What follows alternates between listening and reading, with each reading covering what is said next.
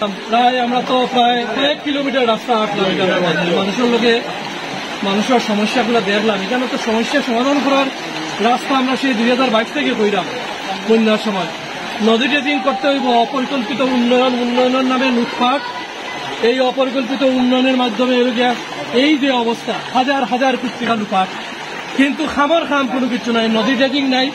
একটু বৃষ্টি হইলে পানি উঠে, এই যে ঈদের সময় মানুষের কষ্ট করে, মানুষের এই কঠিন অবস্থার মাঝে প্রত্যেকটা মানুষ ঘরে ঘরে এই অবস্থা থেকে ইনশাল্লাহ আমরা অতি সত্তর চেষ্টা করবো যে অন্তত পক্ষে সবরে লইয়া এটা এক্সপার্টিস যারা আছেন এরারে লইয়া সব দল মত নির্বিশেষে অন্তত পক্ষে এই জায়গা থেকে কিনা বাড়ানি যায়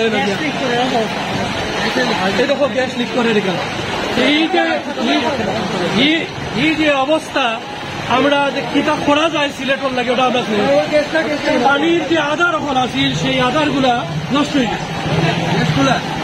আজকে এয়ারপোর্ট মুখা মানুষ যেহেতু এয়ারপোর্ট মুখা পানি ভর্তি হয়ে গেছে, কারণ কিনা এখানে এটা পার্ক হয়েছে, অপরিকল্পিত ভাবে একটা পার্ক হয়েছে, পানির নামার কোনো জায়গা নাই। এবং জনগণের লইয়াও লিখে সিলেটর আমরা এটার এই অবস্থার উত্তোলন করতে হইব। জনগণের লইয়াও প্রতিবাদ ছাড়া কোনো জিনিস আদায় করা যায় না। এবার ইনশাল্লাহ আমরা মহিম গতবারও খুঁজলাম আমরা, কিন্তু খাবার খাস কোনো কিছু হয়েছে না। ওগুলিকে অটোগুলিতে বিষয়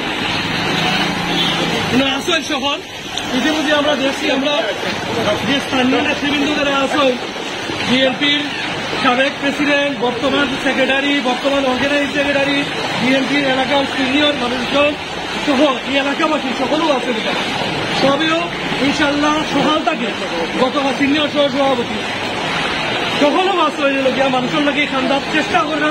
বিএনপি গত 2022 আছে মানুষের লোকে সরকারের কোনো ত্রাণ 2022 পাওয়া গেছে না। কেমন ভাবে বিএনপি আছে, এবারও বিএনপি আছে, তারেক রহমানের নির্দেশে এবারও আছে। ইনশাল্লাহ বিএনপি থাকবো।